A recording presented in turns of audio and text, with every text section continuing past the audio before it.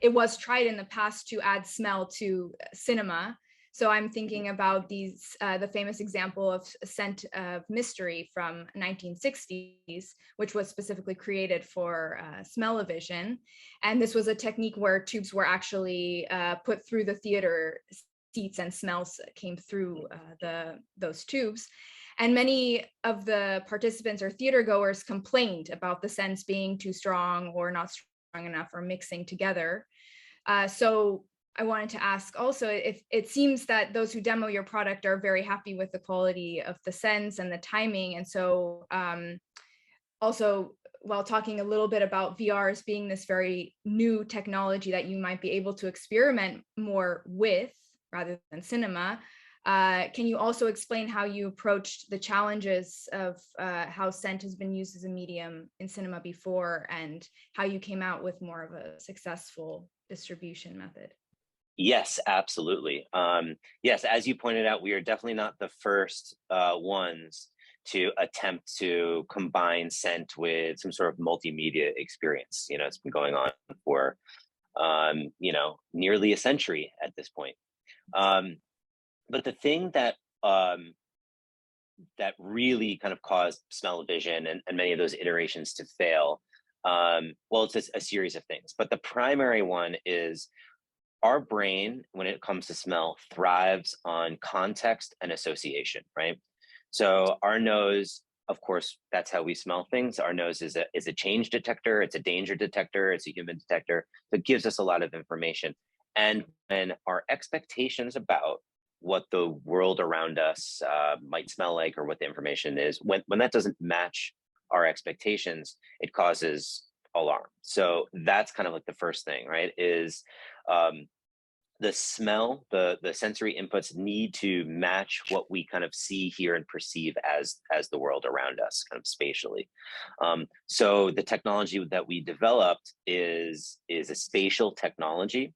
So rather than just smells being kind of on or off while you're looking at a 2D media, they're actually triggered by your interaction with the digital world around you. So instead of just kind of seeing a rose on a screen and at some point also smelling a rose, which really isn't that immersive, and in fact, it can be the opposite of immersive, you actually have to reach out and pick up a rose or an object. And as you bring it closer to your nose, you begin to smell it, and then the smell gets more and more intense as you bring it closer to your nose.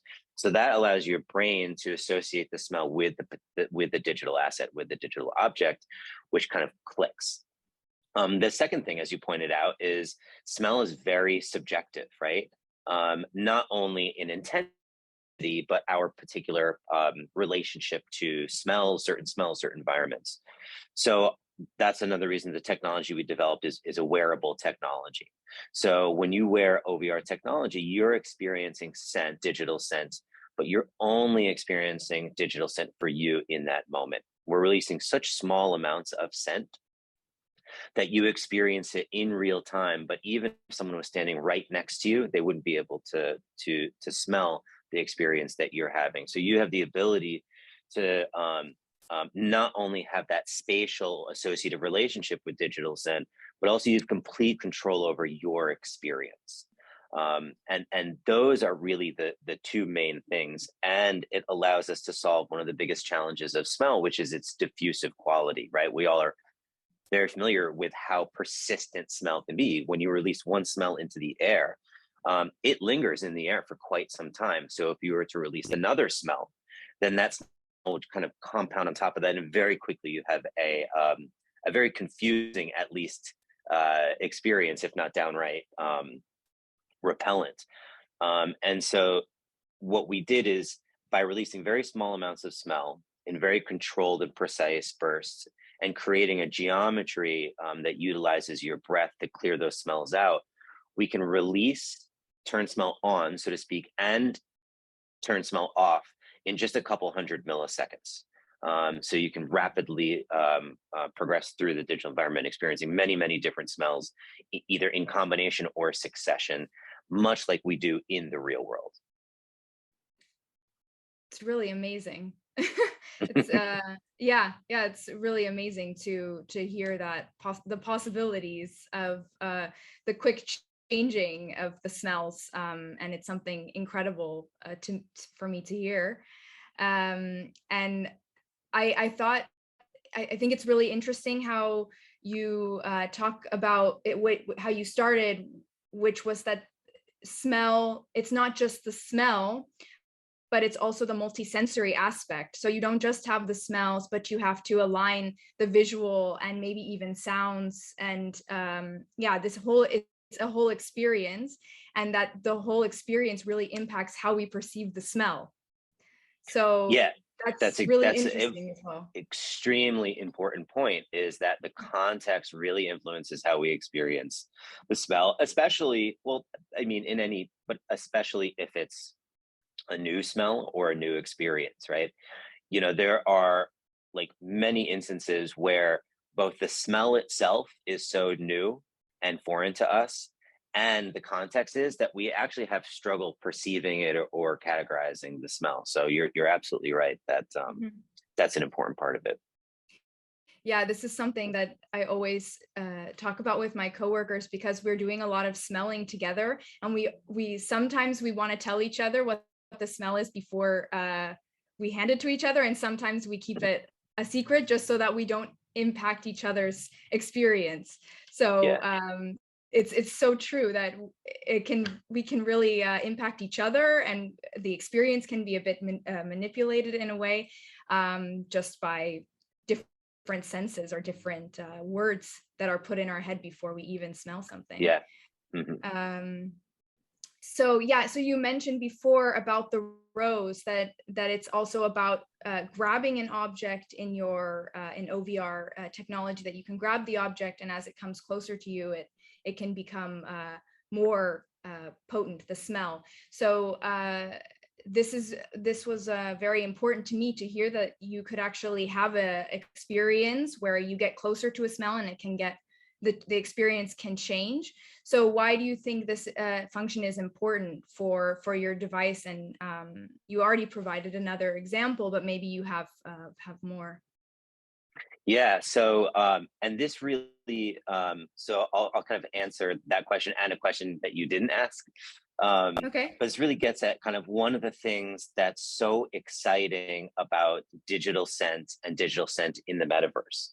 I think that when a conversation about digital scent first arises, the thing that pops into a lot of people's minds is, oh, that's so cool. I can smell grandma's house, or I can smell the beach. So I think the first idea is, oh, I can replicate things from my past or my memory in the physical world. I can replicate them in the digital world. And although that may be true sometimes, it's very difficult. And I think I would argue the least interesting thing that you could do with it. The same way that over our lifetimes,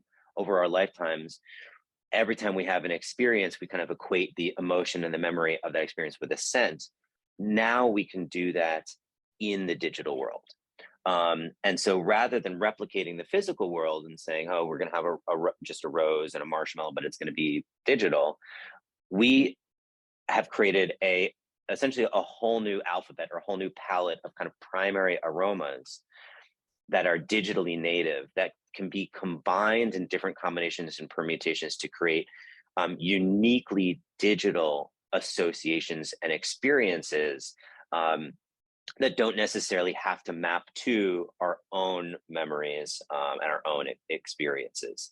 And because scent is so subjective, what is the smell of the forest to me might be very different than the smell of the forest to you, based on where you grew up, and we all have different nose architecture.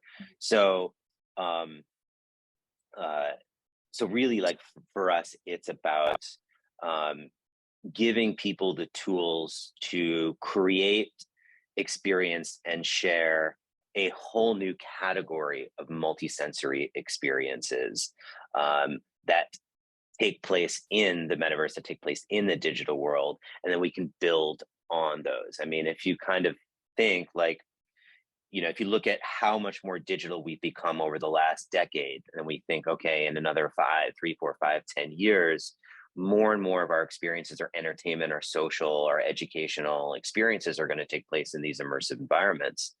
And How can we make those genuine experiences, genuine memories, and genuine interactions, rather than just replications of a physical world that is familiar to us?